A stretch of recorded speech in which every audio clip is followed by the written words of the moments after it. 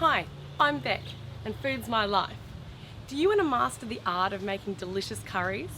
Well, in today's video, I want to show you 4 essential ingredients that you need to have growing in your garden. Coming right up.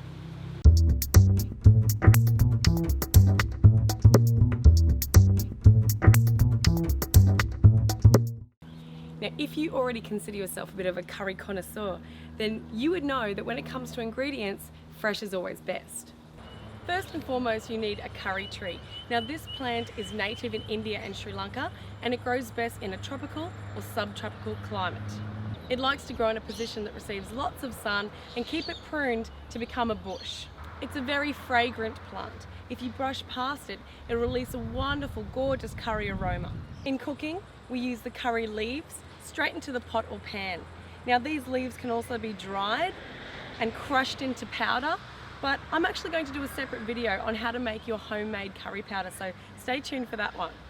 These leaves can be eaten. In fact, they have lots of nutritional value, but they can be quite tough to chew, so most people just leave them on the side of their plate.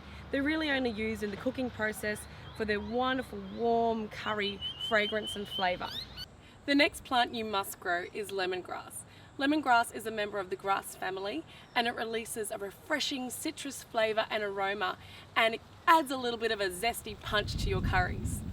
It's also packed with nutritional value, lots of vitamin A. Lemongrass enjoys full or partial sun in well-drained soil. And you can prune it back, but I find that the more that I neglect it, the thicker the stalks become. And that's the important part, because that's the part we use in our curries. The stalk is very tough and fibrous, so I never chop up the stalk of the lemongrass and add it to my dish, because then when you're eating it, I find that you're left with these woody pieces of lemongrass, and it's not very pleasant. So instead, I chop off the grass part. I just use the base. I bash it with my knife, or I slice it so that it releases all those oils in the cooking process. Then at the end, you just take the stalk out. You've still got all that beautiful flavour, but not that unpleasant feeling if you happen to get some in your mouth when you're eating. Pandan is a tropical plant used in Southeast Asian cooking. In Sri Lanka, they call it rumpe. It is used as a flavouring and colour agent. Its vibrant green colour and unique flavour is used in many Malaysian desserts, but in Sri Lankan cuisine, we use it mainly to infuse flavour in rice and curry dishes.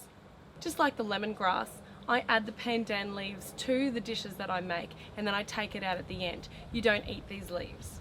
Unfortunately, this plant is a little tricky to grow. It's very temperamental. It likes to grow in a position that receives filtered light. So as you can see, it's growing here in a pot underneath a mango tree. If it's in a pot and it's growing well in its conditions, don't move the pot. If it gets a little top heavy and the pot falls over, again, don't move the pot.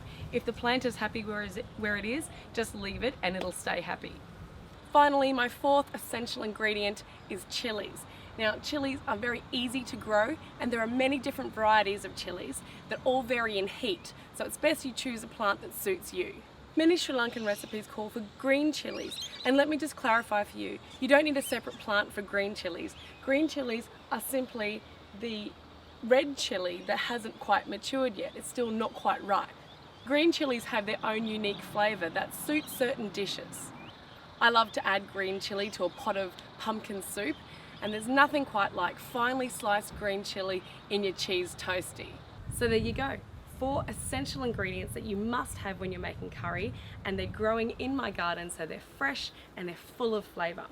So now I better get into the kitchen and start cooking. Keep an eye out for my upcoming videos where you too can make all my best curries and rice dishes. And if you like what I do and you want to keep up to date with what I'm cooking in the kitchen, please subscribe, like, share my videos. See you next time.